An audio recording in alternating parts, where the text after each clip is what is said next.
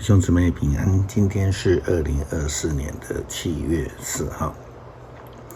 今天是诗篇48篇撒母耳记下卷第2章第1节到11节，哥林多前书第4章第8节到13节。今天的主题是对上帝有爱。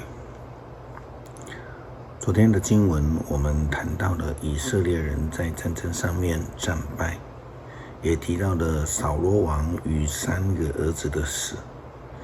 经文更明白地告诉我们，扫罗的死是因为他得罪了上帝。这个是他的人生当中，除了自己大意的去献祭，战胜之后又私下留下肥美的牲畜，这2件大错之后，犯下最大的错，他听不到了上帝的声音，而且上帝的仆人撒母耳已经死了，他就找了一个巫婆替他联络撒母耳的亡魂，他想要听到上帝的声音。这样的作为大大的得罪了上帝，因为他根本不爱上帝，他只爱自己，一切为了自己。反观大卫是一位爱主上帝的一个人，他尊主伟大的人。圣经撒母耳记下卷第2章第1节到第11节这样的记载。这是以后大卫求问上主，我可不可以上犹大的一个城去？上主回答，可以。大卫问，哪一个呢？上主说，希伯伦。于是大卫上希伯伦去，他带着他的2个妻子，耶斯列人亚希暖和加密人拿巴的遗孀艾比该，他也带着部属和他们的家眷一起去。他们在希伯伦周围的城镇住下。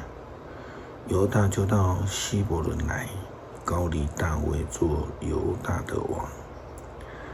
大卫听说基列的亚比人埋葬了扫罗，就派使者到那里去，愿上主赐福给你们，因为你们对扫罗王忠心，把他埋葬了。愿上主对你们信实，永远爱护你们。我也会因你们所做的善待你们，要勇敢坚强。你们的王扫罗死了，但犹大的人民已经膏立我做他们的王。扫罗军队的元帅尼尔的儿子亚尼尔跟扫罗的儿子伊能波瑟一起逃过约旦河，到马哈念去，在那里亚尼尔立伊斯波瑟做王，统治基列、亚书、耶斯列、以法莲、便雅悯，事实上是全以色列。伊斯波瑟做以色列王的时候40岁，他统治以色列共2年。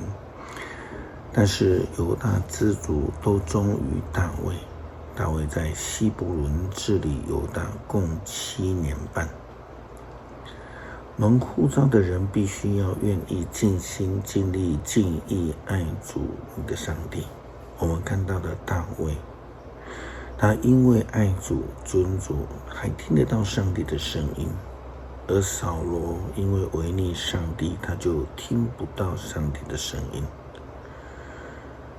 爱主不但是旧约摩西的律法，更是耶稣基督新的诫命当中的一个要求。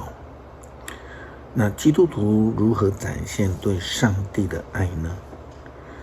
新的诫命告诉我们，是透过爱人如己，透过彼此相爱，来展现我们是耶稣基督的门徒跟随者，来展现我们是真实爱主的。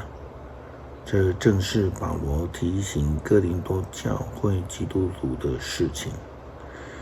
他以马其顿教会的基督徒之实际作为来劝勉他们，因为即便是受到逼迫，即便是非常的贫穷，但是他们却乐意在对犹太基督徒捐助的事情上面来展现对上帝的爱。圣经哥林多后书第8章第1节到第7节这样的记载：弟兄姐妹们，我们希望你们知道上帝怎样恩待马其顿的各教会。他们从所经历的患难受到严重的考验，但是他们充满的快乐，在极度的贫穷当中仍然慷慨捐助。我敢证明他们的捐助是竭尽所能的，甚至超过了他们的力量，自愿的。他们向我们恳求，让我们在接济犹太的信徒这件事上有份。这实在远超过我们所期待的。首先，他们把自己奉献给主，然后用按照上帝的旨意帮助我们。因此，我们鼓励提多继续协助你们完成他所开始的这件善事。无论是信心、口才、知识、帮助别人的热忱和对我们的爱心，你们都是那么的丰富。我希望你们在这件善事上也格外的慷慨。爱主吗？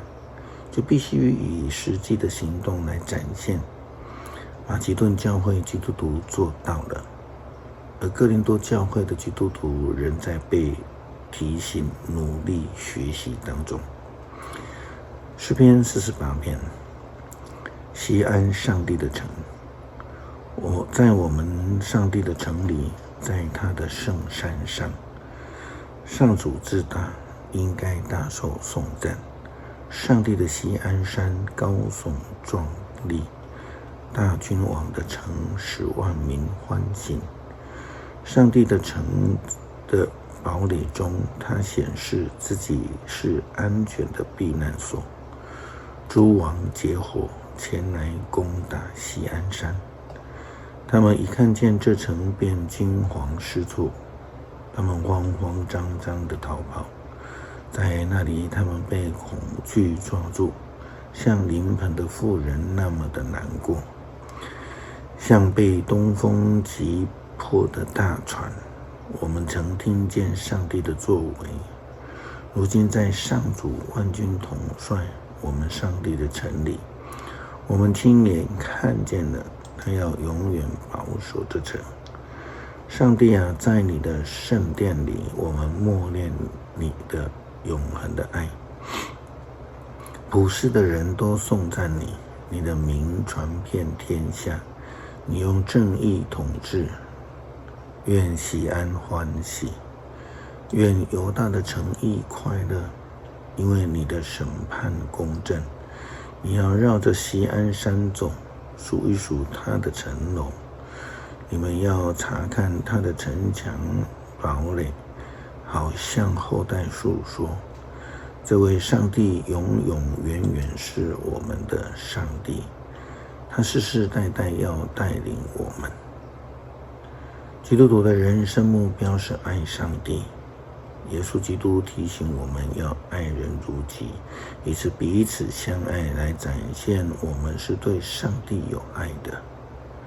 求主帮助我们，祷告，感谢，奉主耶稣基督圣名求，阿们。